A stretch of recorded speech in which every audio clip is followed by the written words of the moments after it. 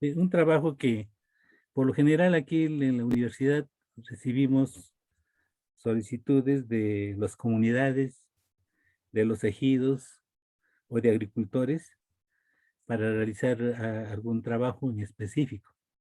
Este es el caso de un estudio que se realizó en el ejido Benito Juárez, del municipio de Benito Juárez, estado de Tlaxcala, México.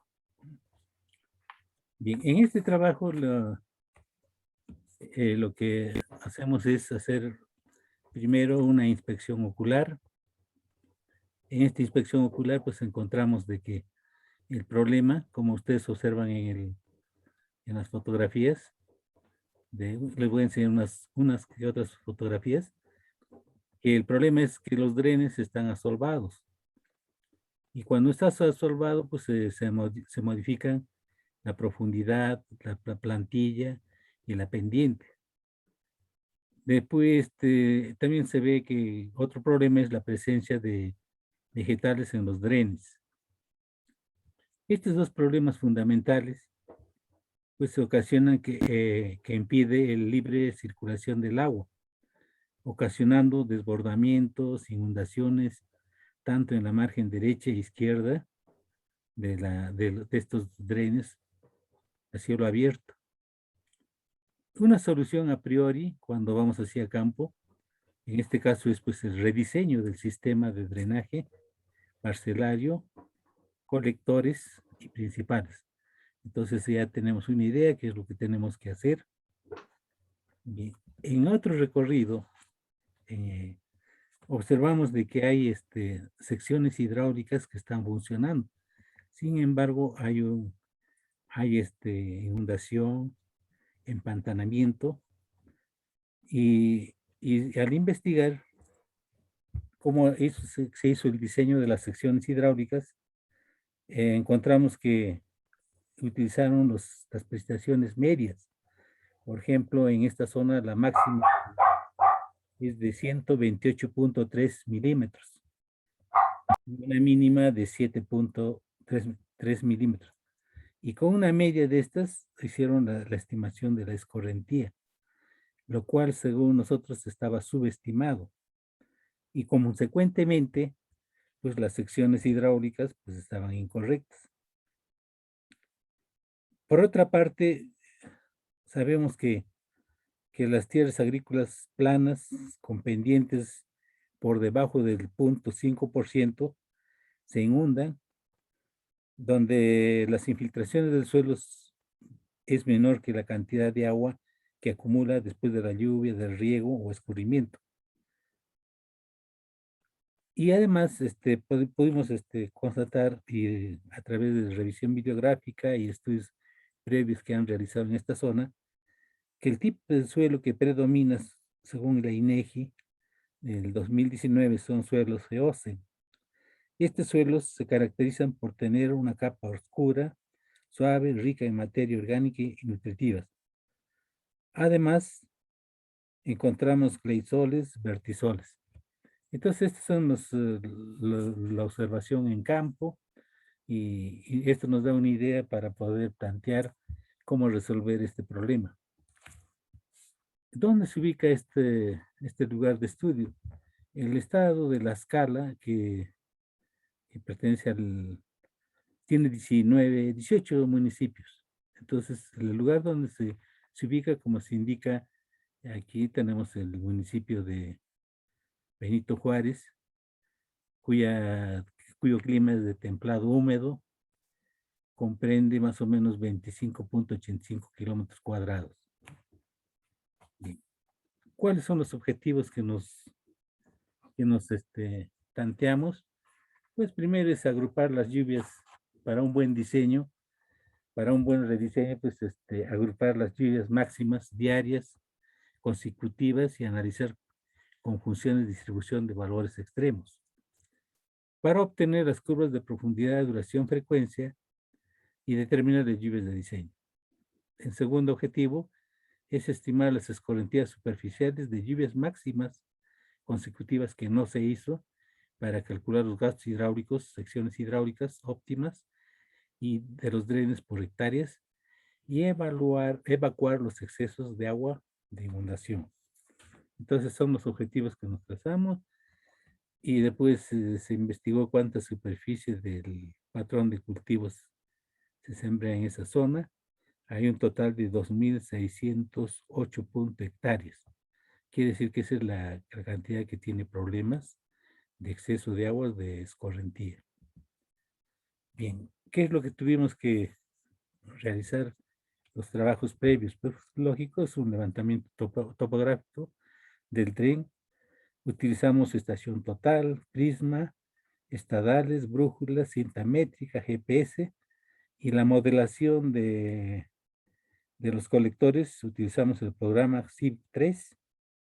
Los colectores a rediseñar, la longitud fue más o menos 4 kilómetros, pendiente promedio 0,019 metros por metro, perfil del caudal de más cada 20 metros, y así obtenimos secciones de A, C, CE y EDF. Entonces, esta es una parte de los perfiles de los trenes que vamos a hacer el rediseño. Y como pueden observar, pues esta es la plantilla, es totalmente irregular, cada 20 centímetros. El primero que estamos viendo es de más o menos 180 metros. Aquí tenemos de otra sección que es de 180 metros lineales.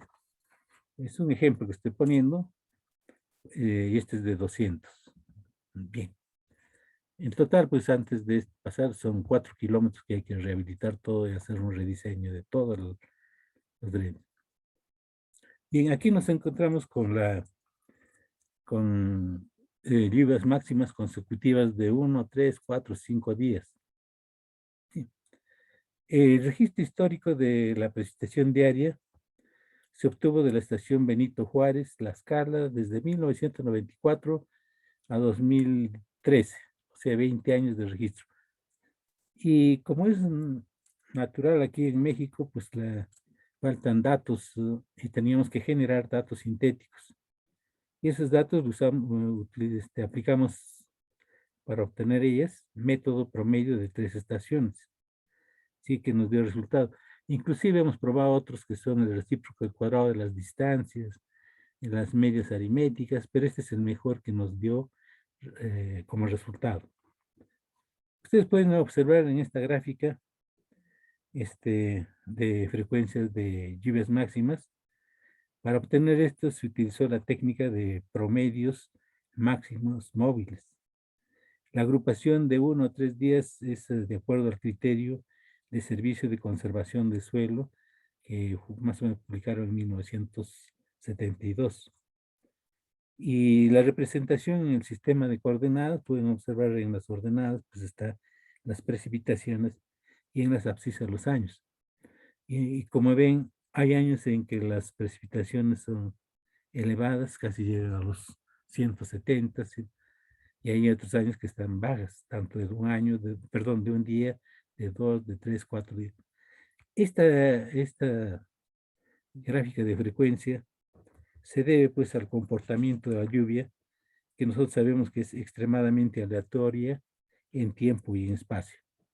Cuando la lluvia es de estas características, hay que analizarlas por funciones de distribución de valores extremos, ¿no? Para tener una mejor datos de lluvias de diseño y poder hacer un diseño en condiciones óptimas de la sección hidráulica. Bien. Una vez que ya tenemos la agrupación, entonces tenemos que aplicar, aplicar una prueba de bondad de ajuste. En este caso fue la prueba de Kolmogorov-Smirnov, porque la función de distribución que utilizamos fue el de Gumbel tipo 1. Esta prueba verifica si la función de distribución acumulada se ajusta a las lluvias máximas consecutivas. Entonces, este es un ejemplo de un día. Se hace este mismo procedimiento para 2, 3, 4, 5 días, ¿no? Para calcular el de Gumbel tipo 1, pues sabemos que hay que sacar la media promedio de datos, la desviación estándar, el alfa y beta de los parámetros de la función de Gumbel, que fueron estimados por momentos, ¿sí? En esta primera columna pues, tenemos los 20 años de registro. En la segunda columna está ordenado de mayor a menor las lluvias de un día, ¿no? Y en la tercera columna, que es la probabilidad estimada de Gumbel. Esta es la función acumulada de Gumbel. Y en la cuarta columna, pues está la función de distribución de probabilidad observada, ¿no? Y en la última columna tenemos los valores absolutos de las diferencias de estos. Se busca el valor más alto, en este caso fue 0.1312. Y con el valor obtenido de las tablas de Kolmogorov-Smirnov, se somete a una hipótesis. Se dice, si este valor que máximo es menor a una D obtenido de Smirnov, entonces la función distribución se acepta. Y en el caso fue D minúscula de Kolmogorov-Smirnov de 0.29. Entonces, 0.29, como es mayor al valor de 1312, significa que la función distribución pues ajusta las lluvias máximas consecutivas y consecuentemente se acepta. Una vez que ya se ha hecho esta prueba, se lleva a un papel de probabilidad de Gumbel tipo 1, que en las abscisas, se puede notar en las abscisas, los periodos de retorno, y en las Ys o en las ordenadas, pues ponemos las lluvias, cuya escala mayor es de 5 o 10. Y se van graficando de la anterior gráfica, los datos se van poniendo en estos, y posteriormente se traza una línea recta para tratando uniendo, como dicen los estadísticos, minimizando estos puntos, tratando de pasar por medio, y lo que tenemos pues unas curvas para un día, para 2 días, para los 5 días consecutivos. ¿Por qué se hace para un día, 2, 3 días? Va a tener más adelante una función, que hay cultivos que soportan un día inundados, hay cultivos que soportan 2 días, y lo que queremos es saber cuánto es la lluvia de diseño. Bien, una vez que ya se elaboró esta gráfica y trazado, el trazado se puede hacer a mano alzada, tratando de pasar por los puntos medios, o si no, se corre acá atrás con Excel un modelo de tipo lineal. Bien, de esa gráfica anterior se obtiene las curvas de profundidad, duración, frecuencia. Estas curvas de profundidad y frecuencia, por ejemplo, tenemos aquí para 5 años, este es 10 años, 50 años. Entonces, si un cultivo soporta 24 horas o un día inundado, entonces interpretamos para 10 años y nos dice que la lluvia de diseño es 81 o 90 y tantos milímetros. Con con ese dato es lo que vamos a calcular el escurrimiento. Es precisamente lo que no hicieron los colegas anteriores. Los colegas anteriores simplemente sacaron la media de las lluvias y con eso hicieron, razón por la que hay desbordamientos tanto en la margen derecha e izquierda de los canales colectores. Entonces, esta es la forma actualmente que estamos trabajando tanto en Conagua, en la SAGARPA, en todas las instituciones a través de función de distribución de valores extremos, aun cuando consideramos que en los últimos años pues está cambiando el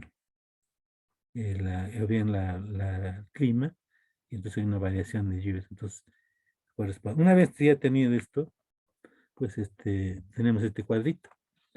Y entonces para este cuadro, pues ya nos dice el cultivo para maíz, su tiempo de drenaje, el tiempo que puede ser, que soporta y cuya pérdida es menor de 10% en el rendimiento, la lluvia de diseño es esta, 81.83. Para cebada, trigo, que son los cultivos que que se siembra en esa zona, con un tiempo de 12 horas, nos indica que 12 horas puede soportar inundado, y la lluvia pues es aproximadamente de 50 milímetros. Bien, con esos datos calculamos ya el escurrimiento. El escurrimiento, este está calculado, estimado por el método del Servicio de Conservación de Suelos. Anteriormente también calculamos por el racional modificado, el de Bostrom, el MACMAT, pero este es el que mejor da resultados. ¿Por qué? Porque considera, uno, al cultivo; dos, las condiciones hidrológicas; tres, el grupo de suelo, y con esto nos va a dar el número de curvas, y la S, la infiltración potencial. También considera la lluvia de diseño, que se obtuvo de la función de Gumbel, los tiempos de drenaje, y por último, estos son las escorrentías, los escurrimientos en milímetros.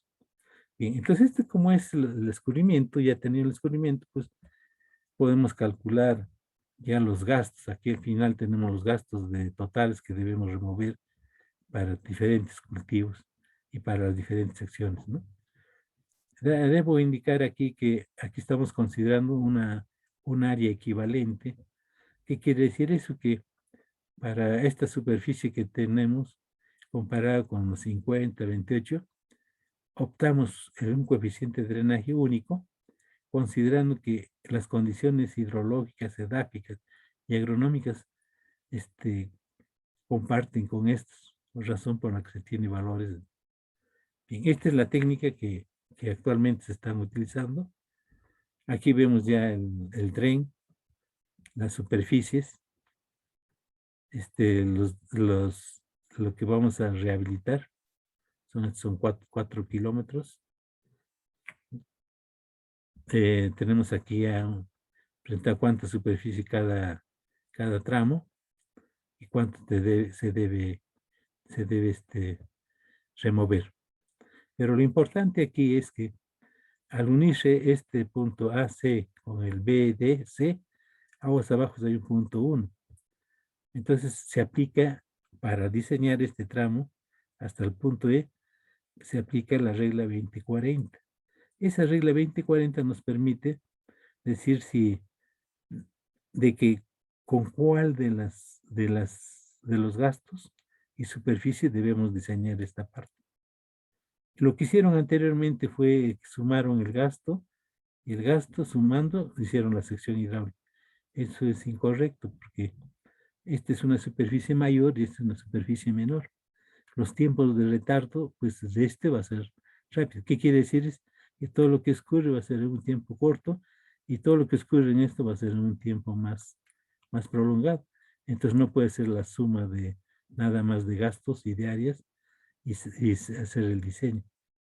Igual pasa, una vez que haya llegado a este punto, viene el tramo DE, pero ya el gasto viene de 2 áreas. Y en el punto 2 ya se aplica la regla 2040 y se hace la sección hidráulica correcta, ¿no? Entonces, eso es lo que no se aplicó. Por eso es que se ha solvado, hubo problemas. Pero aquí tenemos ya los gastos por secciones. Y aquí están los gastos de diseño con áreas tributarias. Y finalmente nos da este resultado de las secciones que nosotros calculamos. Bien, estas secciones hidráulicas se diseñaron utilizando el método de la velocidad permisible, para el cual se requiere el coeficiente de rugosidad. El tipo de canal en tierra recto, pues fue más o menos, la N fue 0.22, ¿no? El talud, que está en función del material, fue 1.5.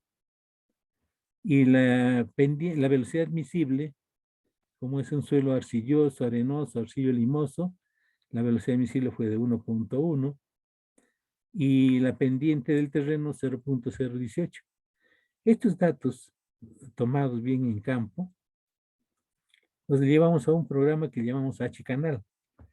En el H-Canal, pues los datos que se le proporcionan al programa son el caudal, el ancho de la solera, el talud, la rugosidad, la pendiente, y el resultado nos da esta grafiquita, esta gráfica. Como nos dice el tirante normal, nos da el área hidráulica, nos da el espejo, el ancho del espejo de agua, el tipo de flujo, en este caso es un flujo subcrítico, ¿no? Bien, se procede de igual manera para el tramo CE. Entonces también nos dan todos los datos, o sea, alimentando al programa los datos de recabadas, nos dan toda esta gráfica. Y además nos da un cuadrito donde están todos los estados, ¿no? Y de esta manera, en la segunda etapa de este trabajo, ya estamos haciendo el costo de rehabilitación, si es factible o no es factible, en función a los cultivos que se siembran. Porque el costo, si no es factible, pues, tal vez no es conveniente. Pero como el gobierno subsidia, entonces estamos pensando de que sí se va a realizar. Ya esa parte del trabajo pues ya se ha concluido, ya se dio a conocer a las autoridades, ya lo están analizando y estamos en la segunda etapa que también en esta semana o la próxima terminamos. Y estamos llegando a la conclusión que sí es factible. ¿Por qué? Porque hemos encontrado que si nosotros rehabilitamos estos 4 kilómetros de dren, la producción se va a duplicar y hasta triplicar. Y se va a pagar pues el costo de la obra, ¿sí? Bien, esto es lo que quería platicarles. Gracias. Y van a disculpar porque hay un momento en que no podía conectarme y poner la ponencia. No sé si hay alguna pregunta, alguna observación.